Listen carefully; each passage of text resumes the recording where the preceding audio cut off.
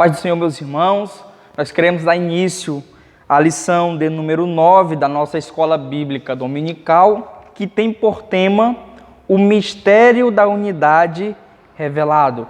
Nós temos estudado nesse trimestre acerca da carta de Paulo aos Efésios, então nós já temos entrado a partir desta lição no capítulo 3 de Efésios, haja vista que o autor da lição ele tem feito uma exegese acerca da carta de Paulo, ele tem feito um estudo expositivo acerca desta carta escrita por Paulo. E agora nós já estamos no capítulo de número 3 e estudaremos aquilo que Paulo descreve do versículo 1 ao versículo de número 3. Mas antes mesmo de nós fazermos aqui a nossa leitura bíblica em classe, eu quero ler para vocês o nosso texto áureo que está em Efésios 3:5, que diz: o qual, noutros séculos, não foi manifestado aos filhos dos homens, como agora tem sido revelado pelo Espírito aos seus santos apóstolos e profetas. A nossa verdade prática diz desta forma: Deus revelou o mistério que esteve oculto desde todos os séculos aos profetas e aos apóstolos do Novo Testamento.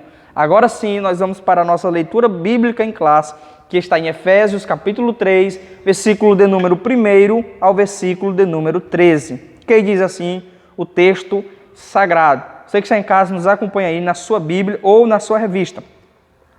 Por esta causa, eu, Paulo, sou o prisioneiro de Jesus Cristo por vós, os gentios.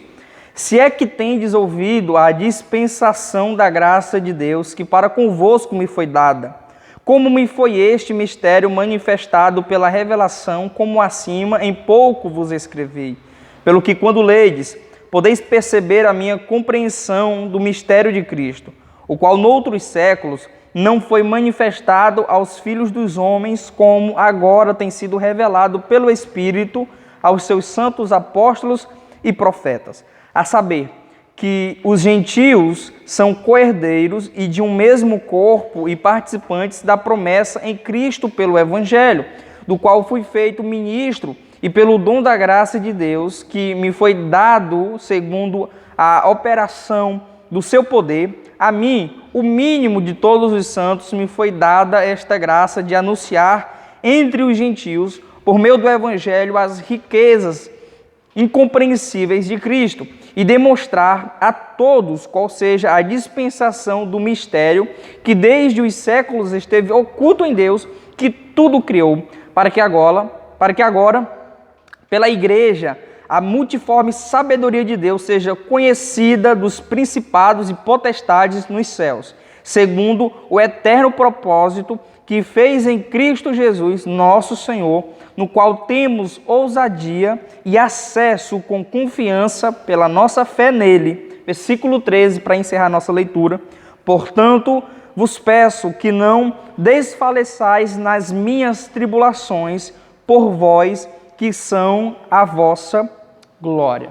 Nessa lição, eu quero esclarecer aqui com os irmãos, estudar com os irmãos, os objetivos específicos dessa lição, que o autor ele deixa bem claro, que, em primeiro lugar, é explicar o mistério oculto de que judeus e gentios seriam um só povo, integrante de um mesmo corpo.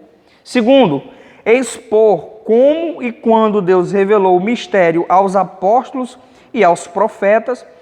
E terceiro, mostrar que desde a eternidade o mistério esteve encoberto para ser revelado em tempo oportuno. Então, de antemão, eu já quero pular a introdução da nossa lição e entrar diretamente no tópico primeiro, que tem por título o mistério oculto no Antigo Testamento. Antes mesmo do autor ele entrar no subtópico primeiro, ele faz uma espécie de introdução que eu acho muito proveitoso falar aqui e discorrermos um pouco acerca do que ele fala. Ele vai dizer: os gentios ignoravam as promessas e os judeus pensavam serem os únicos beneficiários delas. Porém, ambos desconheciam o mistério que esteve oculto. Então, observe bem, O autor vai dizer que os gentios, eles rejeitavam as promessas e, em contrapartida a isto, os judeus acreditavam que as promessas eram algo exclusivo e único a eles. Ele fala essas duas verdades, e nós vamos perceber isso quando nós lemos o Antigo Testamento principalmente. Nós vamos perceber, ao olharmos para a vida de Noé, quando Noé recebe uma mensagem da parte de Deus de juízo e de promessa, de que ele deveria entrar na arca junto com a sua família, porque Deus iria castigar os moradores da terra, Deus iria enviar juízo sobre os filhos dos homens e só seria salvo quem entrasse dentro da arca. Então Deus entrega uma mensagem a Noé, Noé começa a transmitir a mensagem que ele recebe de Deus ao povo, de que Deus enviaria juízo aos filhos dos homens com um dilúvio, com água dos céus. E aí nós vamos começar a perceber que os povos, as pessoas, ao ouvirem a mensagem de Noé, ao invés de se converterem, de se arrependerem de seus maus caminhos, de suas más práticas, eles rejeitam a palavra que Noé está pregando. Eles rejeitam aquilo que Deus tinha entregado a Noé como mensagem profética, como mensagem de juízo e como mensagem de promessa. Logo nós vamos perceber, baseado nesse texto, que de fato os gentios, eles simplesmente rejeitavam as promessas de Deus. Em contrapartida a isso, o autor também vai dizer que os judeus, eles pensavam serem os únicos, aquele povo exclusivo das quais as promessas de Deus eram diretas a eles. E a gente baseia essa ideia, por exemplo, no livro todo de Jonas. A gente percebe Jonas, ele, ao ser chamado por Deus, ele recusa, ele tenta fugir diante da presença do Senhor, porque ele não queria pregar aos ninivitas. Sendo ele judeu, tendo ele o senso nacionalista dentro de si, acreditando ele que Deus, que as promessas de Deus eram exclusivamente para o povo judeu, Jonas se recusa a pregar aos ninivitas. Jonas não queria pregar aos ninivitas por esta razão. Essa é uma das razões, na verdade, pela qual Jonas não quis pregar aos ninivitas. Então, os judeus, eles tinham esse senso nacionalista dentro de si. Eles acreditavam que as promessas de Deus, elas eram exclusivas para si. Mas o autor também ele vai dizer que ambos, tanto gentios como judeus, desconheciam o mistério que esteve oculto. Então, nós vamos perceber que eles não tinham o conhecimento pleno daquilo que Deus estava revelando. Se você observar comigo no versículo 5 do capítulo 3 de Efésios, Paulo vai dizer, o qual noutros séculos não foi manifestado aos filhos dos homens, como agora tem sido revelado pelo Espírito aos seus santos apóstolos e profetas. Observe que Paulo ele usa a expressão como.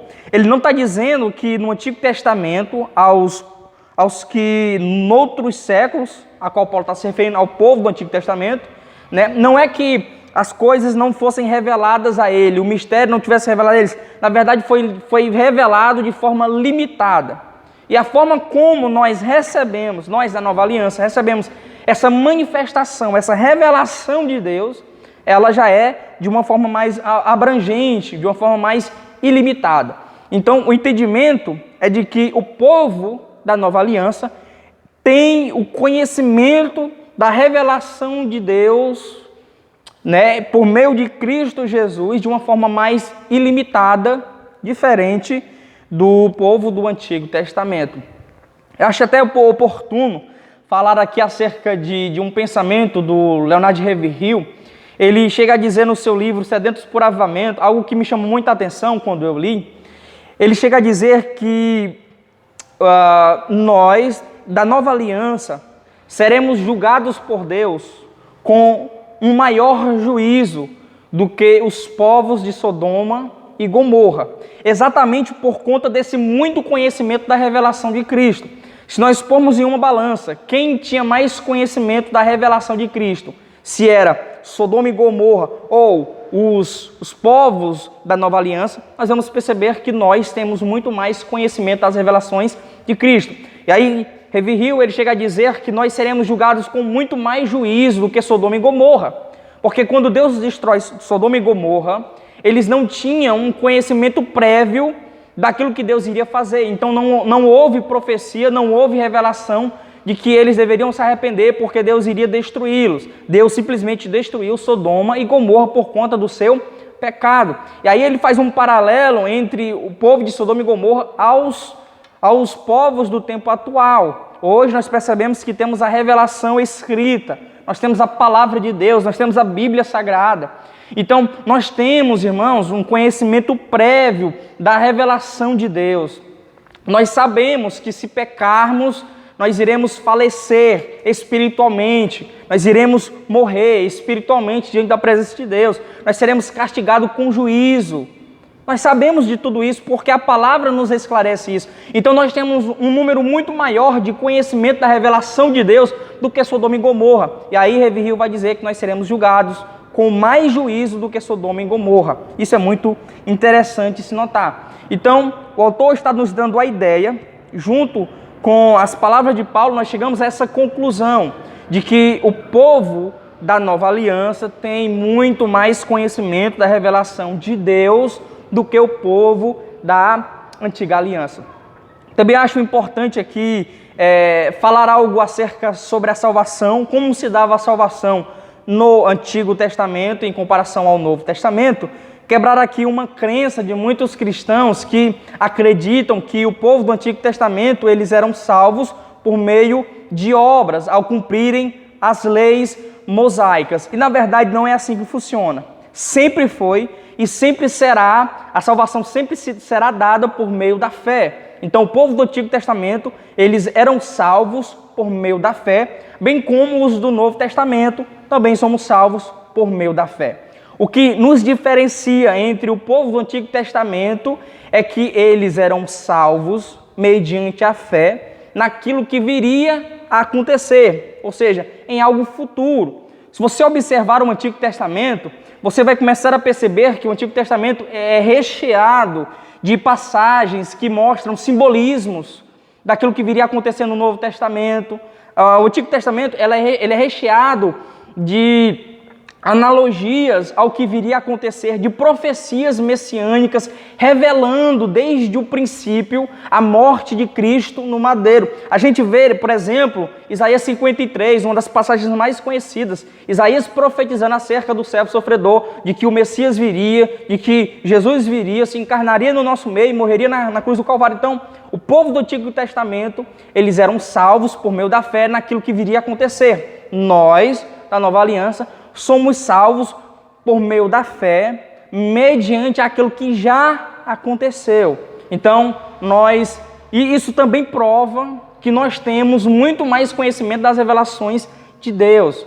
Nós temos muito mais firmeza, porque já aconteceu, o ato de Cristo já foi consumado no madeiro, e nós temos esse conhecimento revelado. Cristo já se entregou por nós, se entregou em nosso lugar. E agora, o autor ele chega a entrar no seu primeiro tópico, que é o conceito bíblico de mistério. Diz assim: do grego mysterion, a palavra mistério significa segredo ou doutrina secreta.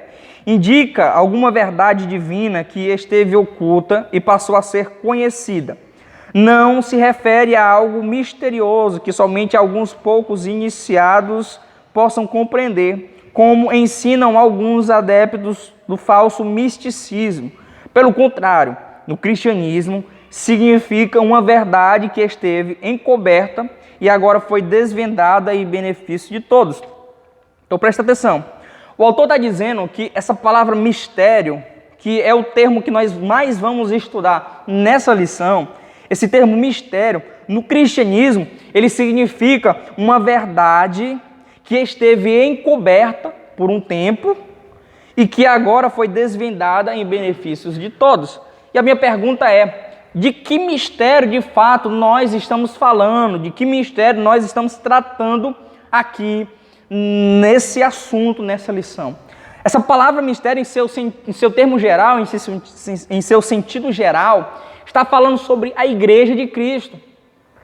Então, nós estamos falando de um plano eterno de Deus, em que Deus ele iria unir judeus e gentios. E todos seriam um só povo dentro do seu corpo, do corpo místico de Cristo. Então essa palavra mistério se refere à igreja, ao corpo místico de Cristo. Nós estamos falando da igreja não em templos, não em paredes, mas da igreja, do corpo místico de Cristo, das pessoas que formam o corpo de Cristo. Nós não estamos falando de uma igreja exclusiva. Nós estamos falando de uma igreja inclusiva, que está aberta a receber a todos, a receber altos, a receber baixos, a receber magros, a receber gordos, a receber brancos, a receber pretos.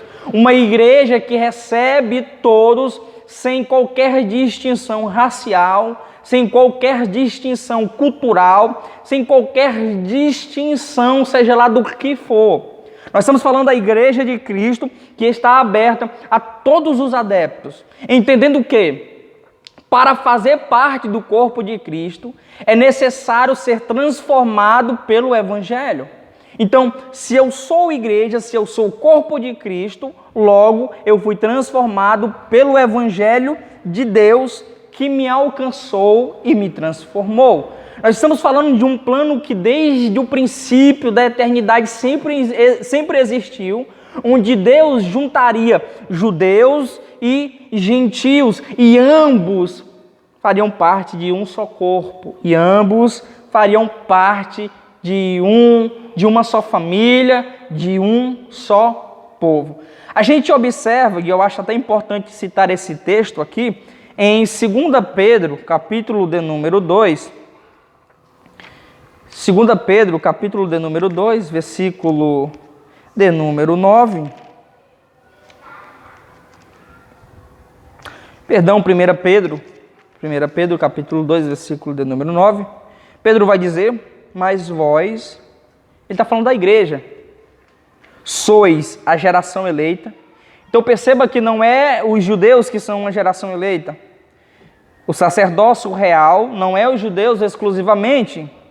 A nação santa não está falando exclusivamente dos judeus. E o povo adquirido, para que anuncieis as virtudes daquele que vos chamou das trevas para a sua maravilhosa luz.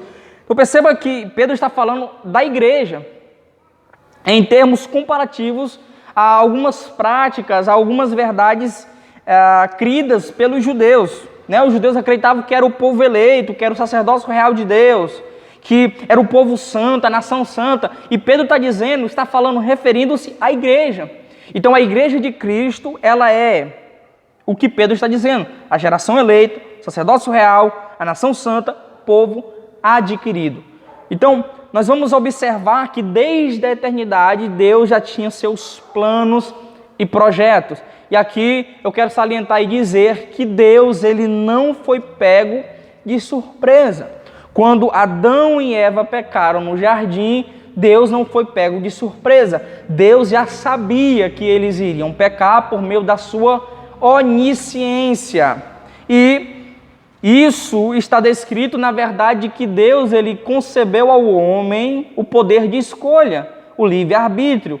Ele poderia escolher entre o bem e entre o mal. Ele poderia escolher entre a vida e entre a morte. É o que Deus fala por meio de Moisés aos israelitas em Deuteronômio.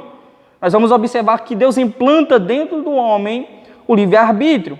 Logo, quando Adão e Eva pecam no jardim, eles não pecam para cumprir uma tabela determinista de Deus, como alguns creem por aí. Na verdade, quando eles pecam no jardim, eles estão pecando por voluntariedade.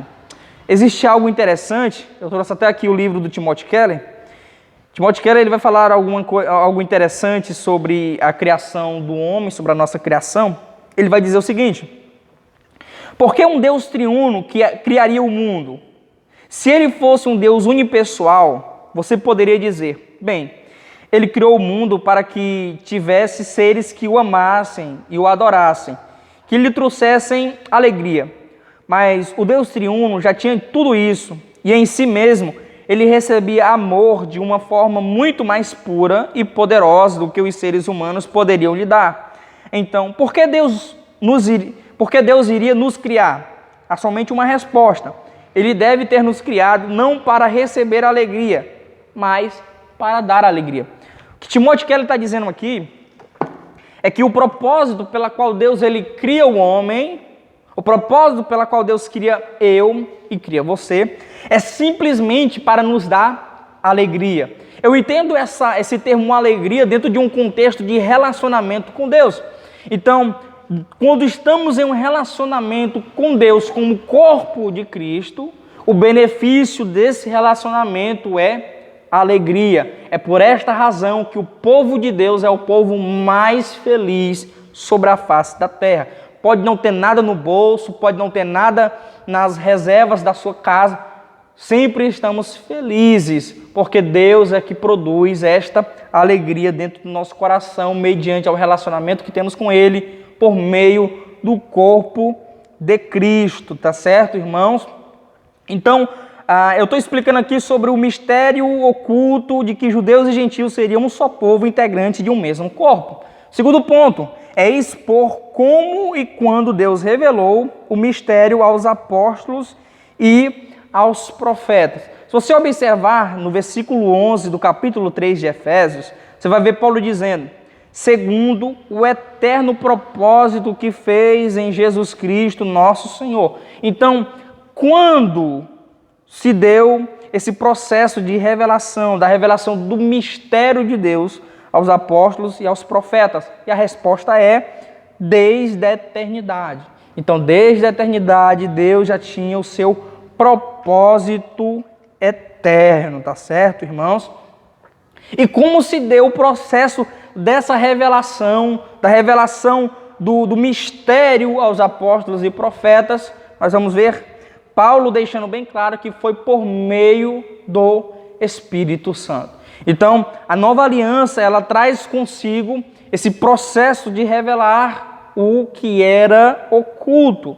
A nova aliança traz essa revelação daquilo que era misterioso a todos. Então, nós vamos ver o surgimento da igreja a partir do Novo Testamento com Cristo Jesus. O terceiro ponto aqui também, ele está dizendo que nós devemos mostrar que desde a eternidade o mistério de Deus esteve encoberto para ser revelado em tempo oportuno. Então, por que esse mistério não foi revelado antes? Porque existia um tempo exato para ser exposto, né? Nós sabemos que tudo há um tempo, segundo as declarações de Salomão em Eclesiastes 3. Tudo há um tempo. Então existia um propósito dentro de um tempo certo da parte de Deus para revelar aquilo que era misterioso, revelar a sua igreja. Para concluir nossa lição de hoje, vou ler aqui a conclusão, diz assim: o mistério da igreja esteve oculto nas gerações passadas. No tempo estipulado, Deus revelou o seu eterno propósito aos apóstolos e aos profetas. Judeus e gentios estavam inseridos nesse mistério, idealizado por Deus. Tal mistério, agora revelado, deve ser anunciado pela própria igreja, conforme os desígnios divinamente pré-estabelecidos desde a eternidade. Então, para encerrar, o autor está dizendo que a igreja, ela tem a responsabilidade, ela tem o dever de anunciar as verdades do propósito de Deus a todos. A gente tem a missão, a incumbência de revelar Cristo aos perdidos. Nós temos a missão, o dever de simplesmente mostrarmos o Cristo que está oculto aos perdidos. Essa é a nossa lição de hoje. Que Deus abençoe sua vida, no nome de Jesus. Amém.